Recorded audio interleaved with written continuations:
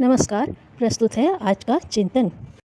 सांसारिक सफलताओं में जितना सहायक मानसिक संतुलन होता है, उतना संभवतः संसार का अन्य कोई साधन कदाचित ही उपयोगी सिद्ध हो सकता है।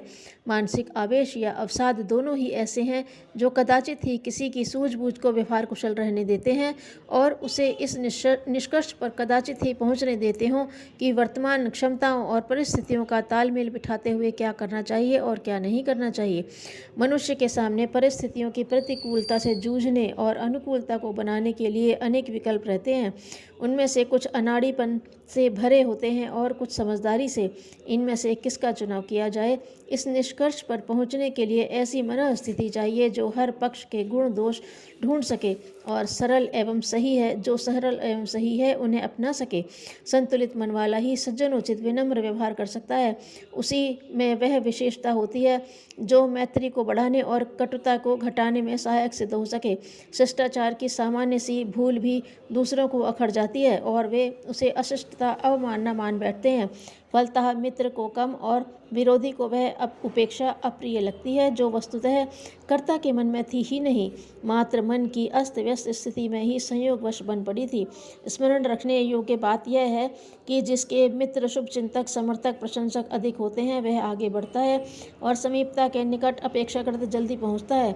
उसके निंदक विरोधी अधिक होते हैं। जिसे उपेक्षा असहयोग का सामना करना पड़ता है वह अपने सरल कामों में भी विलंब होते और अड़चन आते देखता है। सौजन्य ही वह कला है जो मित्र बढ़ाती और विरोधी घटाती है। सज्जनता किसी के ऊपर एहसान करना नहीं, वरन अपने लिए ही व्यक्ति सम्मान तथा सहयोग का क्षेत्र विस्तृत करता है। इस बिना खर्च की विशिष्टता को अर्जित करने में एक ही प्रधान कठिनाई है, मस्तिष्क को असामान्य स्थिति में आवेशग्रस्त या गया गुजरा अनघड़ स्तर का रखना।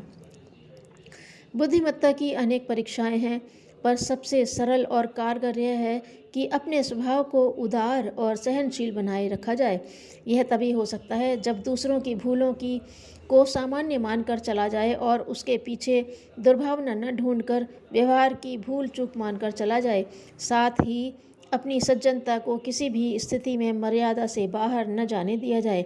सज्जनता ऐसी विशेषता है जिसे किसी भी स्थिति में अपने स्थान पर अक्षुण्ण बनाए रखा जाए। वह अपने व्यक्तित्व के साथ इतनी खुली मिली होनी चाहिए जिसे कोई अनगढ़ व्यक्ति भी हाथ से छीन न सके। जिसको अपने कार्य व्यवहार में जनसंपर्क साधना पड़ता है उसे व्यंग उपहास तिरस्कार की आदत छोड़ ही देनी चाहिए। इसके लिए शिष्टाचार की किसी पाठशाला में जाने की आवश्यकता नहीं है। मस्तिष्क को शांत संतुलित बनाए रखने की विधा से यह सहज स्वभाव स्वयं ही बन जाता है। जो अपने सेवक स्वामी मित्र कुटुंबी पड़ोसी आदि के प्रति अपनी ओर से शिष्टाचार बरतता है उसके प्रति अन्यों की उपेक्षा अवमानना टिक नहीं सकती। फलतः वह अंततः नफे में ही रहता है। शांत चित्त वाला व्यक्ति ही इस तथ्य पर पहुंच सकता है कि पूरा काम करना, सही काम करना, समय पर काम करना कितना लाभदायक है। लापरवाही गैर जिम्मेदारी की स्थिति में बेगार भुगत देने से समय बच सकता है, पर उसमें प्रतिष्ठा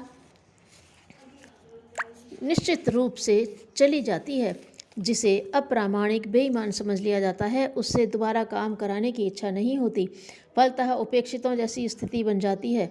यह निश्चित है कि एक बार किसी को खराब माल चपेक देने, ज़्यादा पैसे ले लेने जैसी बेईमानी में सम्मिलित किया जा सकने लायक व्यक्तियों का सहकार स्थायी रूप से समाप्त ही हो जाता है। लोग मनोभावों को अपने तक सीमित नहीं रख पाते, वरन एक दूसरे से दूसरा तीसरे से कहता रहता है। इस प्रकार बात फैलती है और प्रतिष्ठा गिरती जाती है। असफलता के प्रमुख कारणों में से एक है ईमानदारी के दूरगामी सत्य परिणामों को न समझना और जल्दी अधिक मात्रा में लाभ या यश कमा लेने के लिए आतुरता बरतना। यह अपनी स्थायी प्रतिष्ठा को गिराने और भविष्य में मिल सकने वाले लाभों की जड़ काट देने के समान है। जो अपने आप को प्रसन्न रख सकता है उसी से दूसरे भी प्रसन्न रह सकते हैं। मुस्कान यह कहती है कि यह व्यक्ति अपनी स्थिति में संतुष्ट और अपने कामों में सफल है। साथ ही यह भी प्रकट होता है कि दूसरे से मिलने मिलन आगमन पर प्रसन्नता हुई है। यह सभी बातें ऐसी हैं जो आत्मविज्ञापन के अन्य सभी तरीकों की तुलना में अधिक सस्ती और अधिक कारगर हैं। चेहरे पर मुस्कुराहट का बनाए रहना एक अच्छा अभ्यास है जो कुछ ही दिनों में सीखा और अपनाया जा सकता है, पर इसका बाह्य स्वरूप बन पड़ना तभी संभव है जब मन निर्द्वंद हो। यदि भीतर खींच, झिल्लाहट या असंतोष भरा होगा तो उसे ऊपरी आवरणों से दबाया नहीं जा सकता। वह किसी न किसी रूप में किसी न किसी अवसर पर फूट पड़ता है और असलियत तथा बनावट के भेद को खोल देता है। जो गलतियां हो चुकी हैं उन्हीं पर सदा सोचते रहने से मन अपने आप को अपराधी की स्थिति में गिनने लगता है और आत्मविश्वास खो बैठता है। ऐसी दशा में उचित यही है कि जिन भूलों का जिस रूप में परिमार्जन प्रायश्चित हो सकता हो उसे करे और नए जीवन की नई पहल करने और नई योजना बनाकर नई सफलता की दिशा में अग्रसर हो।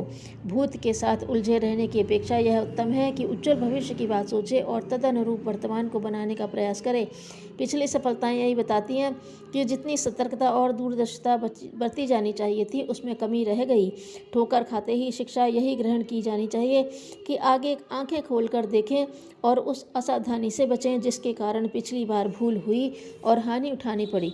शिक्षा अनुभवी लोगों से ली जा सकती है जो मन को अहर्निशि साथ रहने वाला फलदायी देवता मानते रहे हैं और जिन्होंने आत्म परिष्कार के आधार पर प्रगति की है। उन्हीं से परामर्श करना उचित है।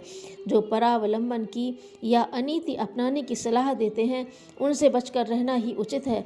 मन को सुसंस्कृत बनाने में अपना ही आत्म निरीक्षण और अभिनव निर्धारण सफल होता है। इस तथ्य को हमें गहराई के साथ हृदयंगम कर लेना चाहिए। एक कथा। देवता वरदान बांटने धरती पर आए तो लोगों की अपार भीड़ अपनी अपनी मनोकामनाएं लेकर आ जुटी। किसी ने यश मांगा, किसी ने धन, किसी ने पद तो किसी ने कुछ। देवता सब की वांछित मनोकामनाएं पूरी करते चले गए। एक विद्रूप सा व्यक्ति हाथ जोड़े कोने में खड़ा था। देवता ने पास बुलाकर कहा, तात तुम्हें भी कुछ मांगना हो तो मांग लो। उसने कहा, मेरी याचना तो छोटी सी है। जिन लोगों ने धन मांगा है उनके पते मुझे बताने की कृपा करें, फिर मैं अपनी मनोकामना स्वयं पूरी कर लूँगा। देवता ने आश्चर्य से पूछा, आखिर तुम हो कौन? उस व्यक्ति ने कहा, व्यसन आवश्यक धन को विकेंद्रित करने में संलग्न आपका अनन्य भक्त। धन्यवाद।